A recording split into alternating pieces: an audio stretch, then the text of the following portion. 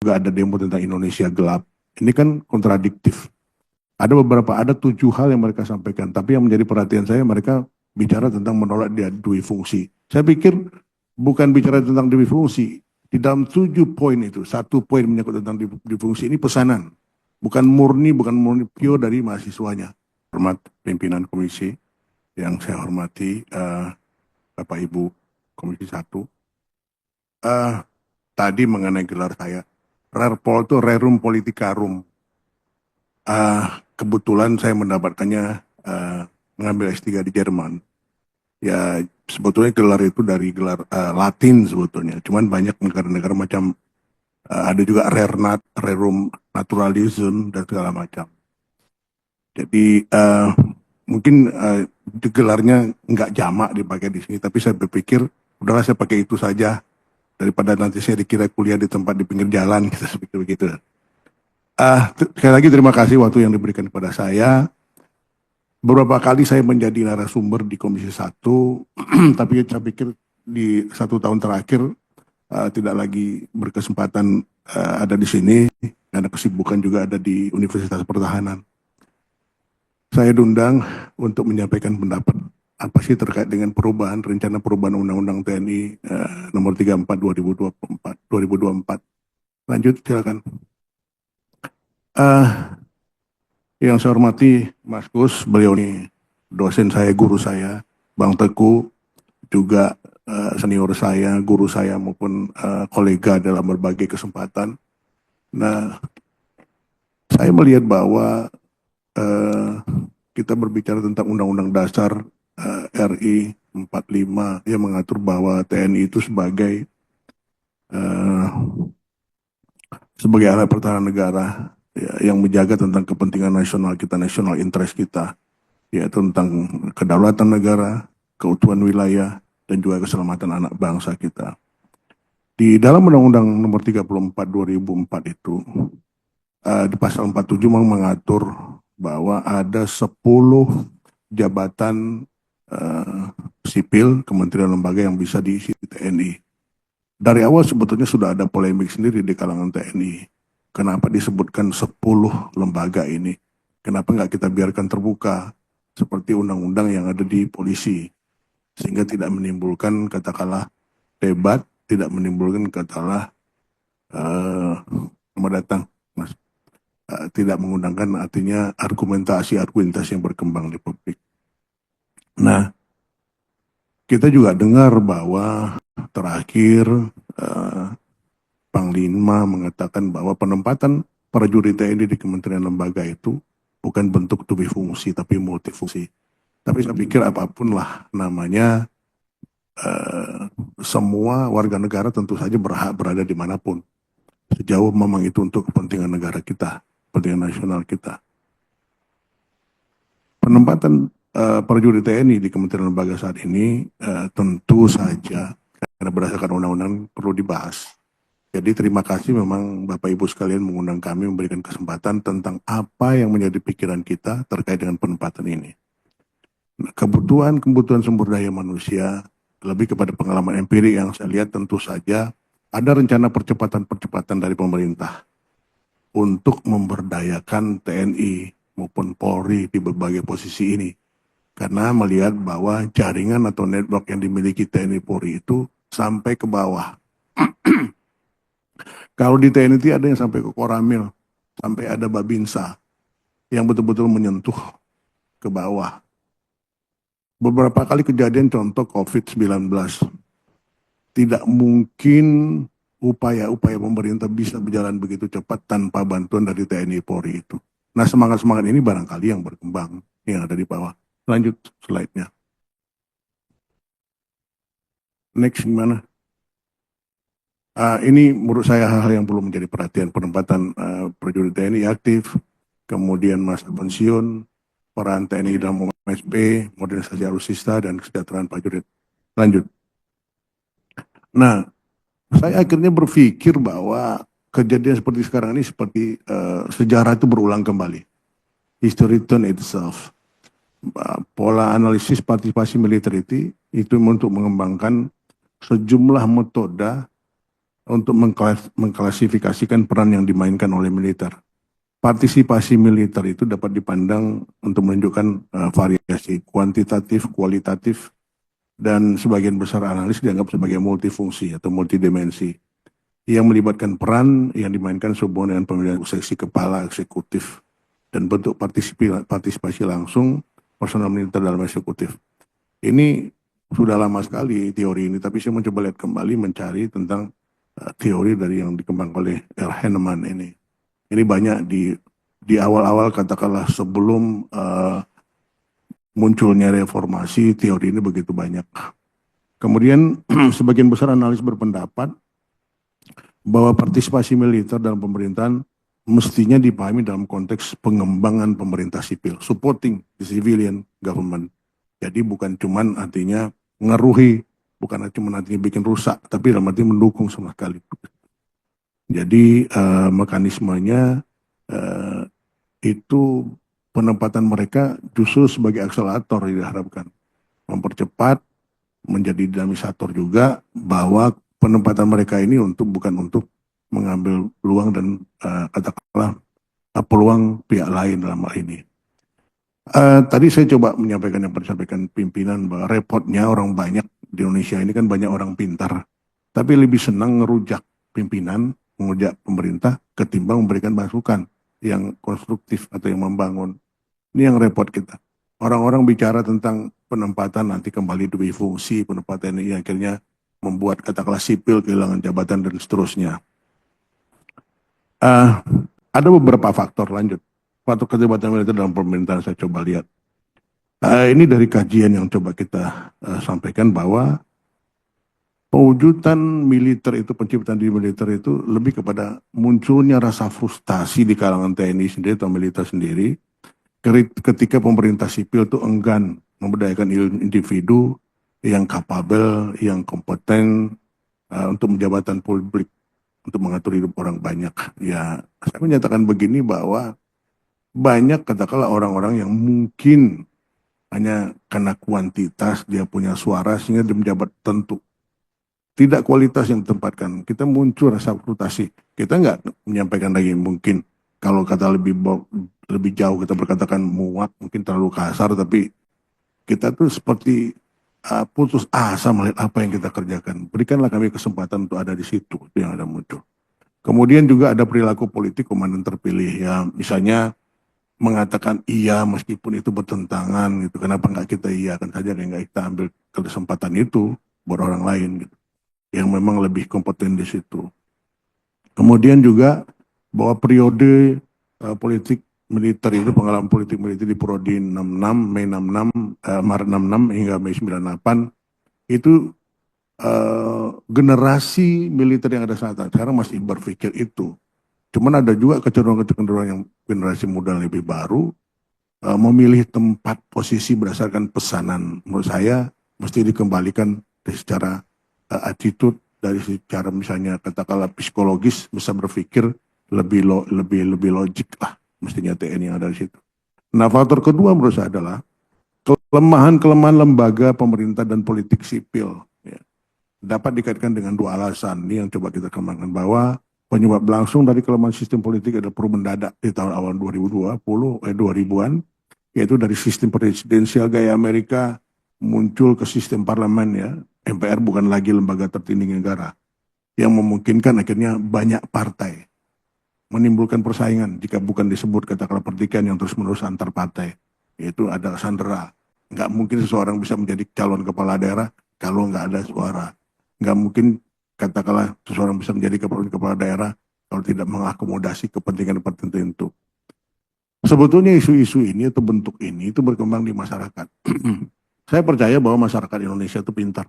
Meskipun ada ahli yang mengatakan IQ orang Indonesia itu cuma 75. Kalau 75 kan lebih pintar dari monyet sedikit. Saya tidak setuju. Orang Indonesia banyak pintar-pintar kok. Bapak Ibu yang ada di ruangan ini bukan luar biasa pintarnya. Nggak main-main gitu. Jadi menurut saya jangan dibiarkan katakanlah pertikaian ini berkembang terus, yang menyebabkan akhirnya kita justru terkungkung atau terkooptasi dengan hal yang tidak yang tidak positif, yang tidak produktif dalam hal ini. Coba kita lihat ini, hasil survei Litbang Kompas di 2024 itu. Itu dilihatkan tuh yang setuju 41%, yang tidak setuju 40%. Tapi nggak disebutkan ditelitinya di mana. Ada generasi Z benar, generasi Y benar dan seterusnya. Tapi di mana? Apakah cuma di perkotaan atau ada di pedesaan? Bisa jadi justru yang setuju itu lebih dari 41,1%. Melihat tadi dari bagaimana orang melihat pentingnya meminta katakanlah militer masuk ke jabatan-jabatan tertentu itu. Jadi yang sangat setuju ada 5,6, yang tidak, yang sangat sudah 9 sekian. Karena nggak lihat pangsa katakanlah poolingnya di mana, di perkotaan kah, di perdesaan kah, atau di kota pun mesti kategorinya metropolitan kah, atau barangkali di provinsi mana tidak. Karena setiap provinsi tentu akan berbeda, termasuk juga tingkat pendidikan akan berbeda di dalam opininya mendukung atau tidak. Nah ini lihat contoh lagi, bagaimana menurut saya munafik juga kita. Kita katakan nggak setuju militer terlibat di dalam berbagai kehidupan sehari-hari, tapi orang-orang ormas-ormas berseragam ala militer. Coba slide berikutnya. Tuh lihat tuh, ada pangkatnya, ada beret merah dengan bintang 2 apa segala macam. Orang-orang yang menjadi tentara memerlukan latihan yang nggak sebentar, mesti latihan dasar 4 tahun, kemudian ada pendidikan khusus lanjutan perwira 2 kali, Suslapa 1, Suslapa 2, ada sesko, ada juga Lemhanas bisa sampai ke situ. Ini mereka tiba-tiba dengan semua atribut itu bergolak ayat militer. Tapi tiba-tiba ada muncul berita antagonis bahwa mereka nggak setuju militer ada di pemerintahan. Sementara mereka bermain di situ. Kalau saya personal berpikir orang-orang seperti ormas ini kita tumpah saja. Nggak boleh berpakaian militer. Coba sama dengan orang ormas tiba-tiba menggunakan pakai katakanlah atribut dia sebagai anggota DPR. Kan kita nggak terima. Orang DPR begitu susah melaksanakan kampanye berbagai katakanlah kegiatan tiba-tiba mereka menggunakan atribut itu. Jadi menurut saya ini baru terjadi setelah reformasi kejadian begini. Terlalu bebas orang berbicara tentang demokrasi. Padahal di dalam demokrasi itu hak orang ada orang lain. Tapi kita melihat sekarang begitu banyak orang yang melawan arus di dalam berlalu lintas, nyebrang 3 lagi di jalan zebra cross dan segala macam. Kalau dulu saya masih ingat pada saat kita masih tahun 70-an itu, begitu kita berdiri di zebra cross, kendaraan langsung berhenti memberi kita kesempatan untuk menyeberang. Sekarang enggak. Udah berjalan di zebra cross pun mereka bikin kencang mau nabrak kita. Begitu mundur sebetulnya budaya kita terkait dengan masalah hal ini. Orang terlalu banyak belajar dari di sosmed, terlalu banyak belajar dari katakanlah internet yang menyebabkan akhirnya orang tidak bisa lagi memilih menentukan mana yang pantas untuk menjadi budaya di negara ini atau mana yang bisa diterapkan dimanfaatkan di negara ini. Berikutnya lihat, ada demo tentang Indonesia gelap. Ini kan kontradiktif. Ada 7 hal yang mereka sampaikan, tapi yang menjadi perhatian saya mereka bicara tentang menolak dia dui fungsi. Saya pikir bukan bicara tentang dui fungsi. Di dalam 7 poin itu, 1 poin menyangkut tentang dui fungsi ini pesanan. Bukan murni pure dari mahasiswanya. Kenapa mereka berpikir tentang itu? Kalau sekarang ada pemerintah yang ada kebetulan presidennya mantan militer seorang jenderal. Tadi ada pesanan. Kembali ke tadi yang menyampaikan bahwa terlalu banyak orang pintar di negeri ini akhirnya ribut, argumentasi, kemudian berbagai debat publik terkait dengan itu. Yang akhirnya membuat kita kehabisan energi. Yang kaya tetap kaya, yang miskin makin miskin. Negeri kita nggak berubah untuk lebih maju. Saya cuman mengatakan menyitir, mungkin Bapak Ibu sekalian sudah sering yang namanya ke Vietnam. 10 tahun yang lalu Vietnam nggak ada apa-apa, tapi tahun sekarang coba lihat. Vietnam sudah bisa dikatakan sejajar dengan kita. 5 tahun lagi kita akan ketinggalan dengan Vietnam. Sekarang Vietnam sudah masuk kendaraan listriknya ke Indonesia, Finfast sudah masuk. Kemudian belum lagi mereka mengembangkan teknologi yang namanya solar cell, bukan lagi dari matahari, tapi dengan cahaya bulan. Kita belum tersentuh sama sekali. Apa yang kita punya? Kita punya semua. Potensi kita punya semua. Orang pintar punya semua. Tapi kita teralihkan perhatian kita dengan berbagai debat yang nggak konstruktif sama sekali.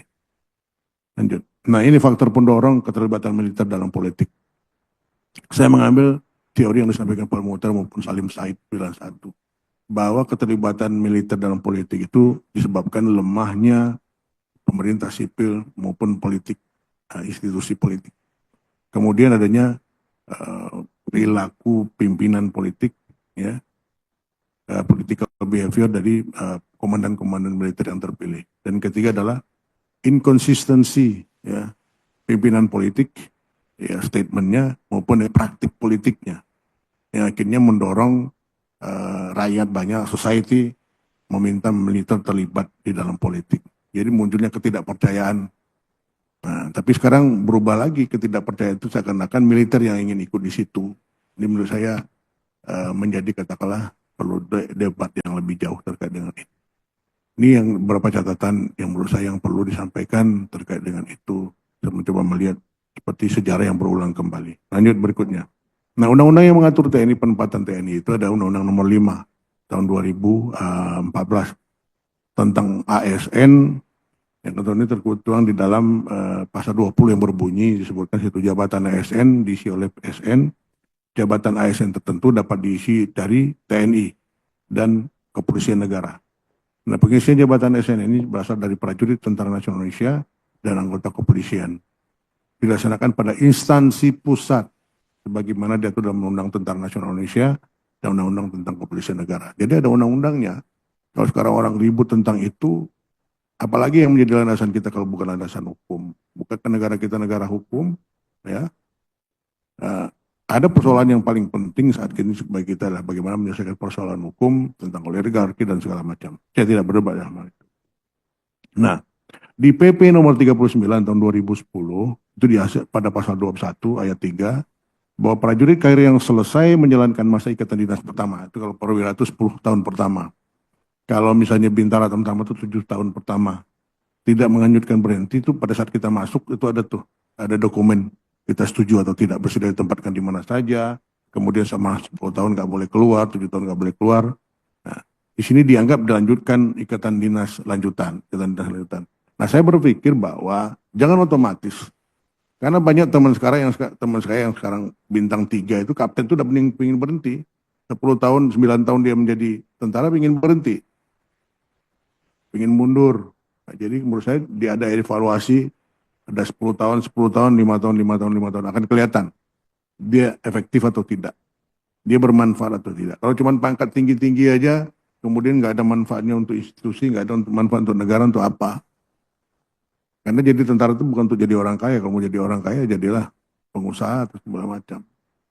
Buat mengabdi. Nah, ini yang tidak pernah dilakukan selama ini di TNI. Jadi, kalau katakanlah yang bersangkutan memang capable, dia mengeligible dalam jabatan itu, sehat, kemudian rohaninya sehat, psikologisnya bagus, dia bisa sampai 60 tahun. Ya. Kalau katakanlah perwira tertentu, perwira tinggi tertentu bisa saja lanjut lebih, tergantung kebutuhan negara ini. Yang selama ini seperti berlangsung baik di Inggris maupun di Amerika. Karena kebetulan kiblat kita kan banyak ke Amerika. Kalau ya negeri ini memang harus lebih maju lah dengan semua potensi yang ada, orang banyak, kekayaannya, termasuk juga dengan semua kepintaran-kepintaran yang ada, kita mesti berlihat ke situ. Bukan mundur kita saat ini. Kemudian saya juga berpikir bahwa perlunya seleksi kompetensi, ya, bagi perwira atau TNI yang pegang jabatan sipil, bukan karena kedekatan politis. Kan banyak banget tuh yang tiba-tiba yang nggak pantas tiba-tiba dia menjadi kepala staf, yang kurang bagus tiba-tiba menjadi panglima, makanya banyak ribut. Atau barangkali polisi tiba-tiba jadi Kapolres atau jadi Kapolri atau Kapolda, gitu. Rame. Kalau katakanlah misalnya nggak ada seleksi kompetensi itu, buat apa yang ada bapak-bapak, ibu-ibu yang ada di sini sebagai wakil rakyat, kan menjadi kepanjangan tangan kita untuk menyatakan bahwa sisi A pantas atau tidak. Yang repotnya kadang-kadang juga ada ya personal tertentu mendekati individu tertentu, biarkan promosi meskipun banyak pelanggaran. Bayangkan aja, ada jenderal yang kerjanya macam-macam, yang korupsi, nambah istri, segala macam, tapi dia bintang 3. Nggak layak, personal menurut saya nggak penting. Tapi kenyataannya begitu. Mesti kita geser yang bersangkutan dari posisinya. Kemudian menurut saya menyangkut tentang kesejahteraan prajurit ini, prajurit terutama prajurit Bintara Tamtama jangan dilarang berbisnis. Apa sih bisnis mereka? Mantan anggota saya, Sersan, begitu pensiun dia bisnisnya bakso karena dia nggak punya kerjaan. Selama dia bertugas dia nggak punya kerjaan. Sementara gajinya pada saat dia pensiun kan tinggal 70% dari gaji pokok. Jenderal saja pensiun bintang 4 hanya dapat 5,2 juta. Jenderal bintang 4 begitu pensiun dapat 5,2 juta. Bagaimana cerita? Sementara kalau dia tidak pernah naluri bisnisnya dikembangkan, makan apa? Sekarang teman-teman saya ada yang bintang 3 dan bintang 4, anak-anaknya masih kecil, begitu pensiun bingung. Mau ngapain? Nggak bisa apa-apa. Dicoba masuk ke administrasi, misalkan administrasi publik, katakanlah komisaris, dia nggak bisa apa, nggak ngerti, dia nggak punya bekal. Keinginan tentara sekarang untuk kuliah itu kan baru belakangan ini aja. Yang tiba-tiba ada jadi profesor, tiba-tiba jadi doktor, kan belakangan ini aja ada tuntutan. Sebelum nggak ada, sebelumnya nggak ada, nggak berpikir. Mereka berpikir untuk apa sekolah, untuk apa kuliah, kalau mereka bisa naik pangkat. Ironis sebetulnya, bahwa nuansa militer kita dorong untuk menjadi lebih terpelajar itu penting. Tapi repotnya juga ada omongan, saya nggak butuh orang penting, yang butuh orang loyal. Saya bingung, loyal itu seperti apa? Sangat ngambang arti tentang loyalitas itu. Loyalitas itu yang mana sebetulnya? Apa yang bersangkutan tidak ada ancaman pembunuhan atau tidak ada berkaitan pada negara yang loyal? Apa yang dimaksud loyal? Yang saya berpikir adalah bagaimana kita mengembangkan kepintaran personal ini untuk kepentingan nasional kita, nasional interest kita tadi itu. Menjaga kedaulatan bangsa kita, bahwa bangsa kita besar, bangsa yang kaya, menjaga keutuhan wilayah kita, jangan dijual pasirnya, jangan di luar kayunya untuk menimbulkan bencana. Kemudian bagaimana rakyatnya selamat, sejahtera, mestinya itu yang ada di pikiran mereka, bukan lagi berpikir bagaimana cara bisa mereka hidup karena nggak punya duit. Nah ini kira-kira nih berikutnya, ini dari teori O'Hanlon tentang berbagai bidang katakanlah ilmu pengetahuan yang mestinya dimanfaatkan oleh militer. Yang ada yang menyangkut tentang artificial intelligence, ada yang menyangkut tentang masalah computer science, internet of things dan segala macam. Ini mesti dikuasai oleh militer kita ini. Bahwa tentang NTS, non-traditional security threat itu, kalau sekarang kita katakanlah tahun-tahun belakangan ini baru bicarakan, negara lain seperti Singapura ada bicara tentang NTS itu 15 tahun yang lalu. Amerika apalagi sudah 20 lebih mereka bicara itu. Apakah kita akan terus ketinggalan untuk melihat perkembangan itu? Mari kita lihat. Bagaimana dengan cyber? Kita punya cyber banyak. Tapi kemampuannya seperti apa? Banyak juga dalam artian katakanlah teori-teori menyangkut tentang kemampuan cyber itu dimanfaatkan untuk memperkaya diri. Tidak untuk membuat katakanlah kemampuan institusinya jadi meningkat. Saya berpikir bahwa semua itu kita mesti berdayakan. Banyak peluang. Tapi jangan sampai yang cuma yang disorot yang ada di Bulog sana, TNI, yang ada barangkali di katakanlah di posisi sekretaris presiden, di menteri. Itu cuma masalah kecil, lebih penting lagi yang urusan yang lain lah pada masalah itu. Jadi menurut saya, siapapun berhak untuk menempati jabatan tertentu, tidak dihadang oleh berbagai ketentuan-ketentuan yang justru membuat kita rugi. Lanjut. Nah ini rasio belanja negara kita di negara 20. Indonesia itu nomor berapa? Nomor 16 dari 18. Kita lebih tinggi dari Meksiko dan Argentina. Lainnya kita ketinggalan. Begitu rendah kita. Hanya 0, berapa di sini? 0,7 kalau sekarang 0,8. 0,8 itu berapa? Hanya sekitar antara 130 sampai 140 triliun. Yang lebih dari untuk anunya aja, overheadnya aja, untuk belanja pegawainya aja, itu lebih dari 50%, ada 77 triliun sekian. Nah perbanding anggaran pertahanan negara ASEAN ini, Singapura paling tinggi, PDB-nya 3,3. Hampir seperti Jepang yang flat 4%. Itu dari APBN-nya 18%. Kalau Indonesia 4,1. Saya pikir kemarin sekitar 4,9, sekitar 4,1. Rendah sekali. Hanya 0,8, enggak sampai 1%. Bahkan, lanjut lagi. Nah ini modernisasi alat alutsista yang perlu dipercepat untuk penuhi target MF. Kalau kemarin pemerintah memesan yang namanya Rafale,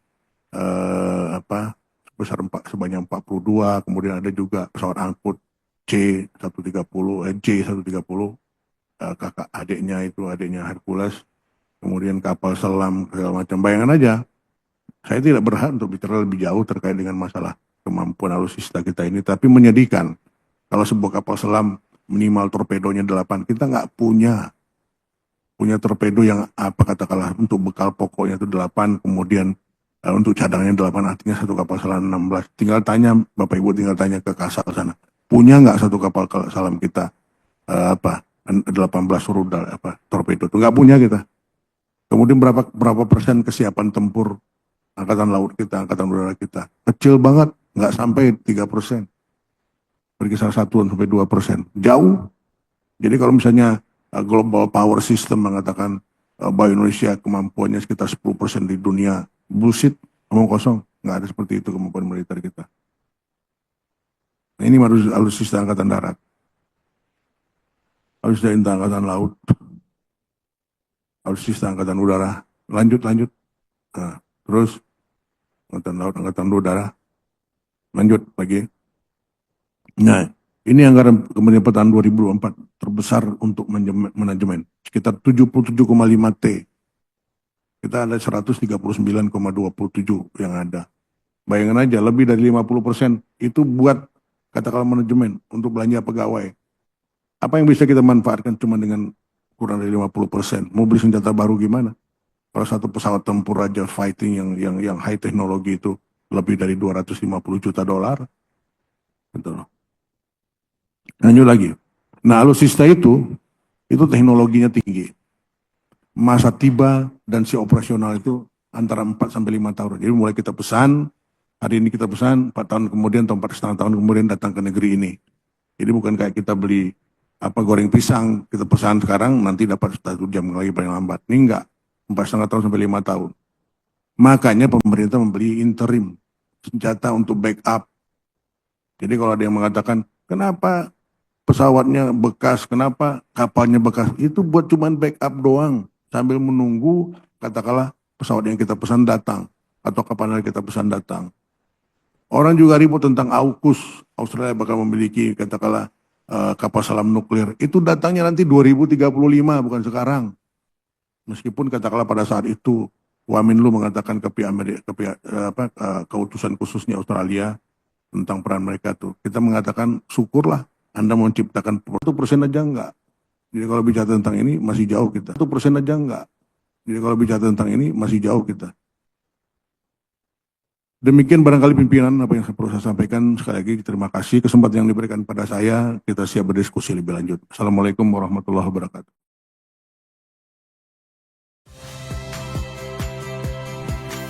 Saya Hilary Abela. Saksikan program-program Kompas TV melalui siaran digital, pay TV, dan media streaming lainnya. Kompas TV, independen, terpercaya.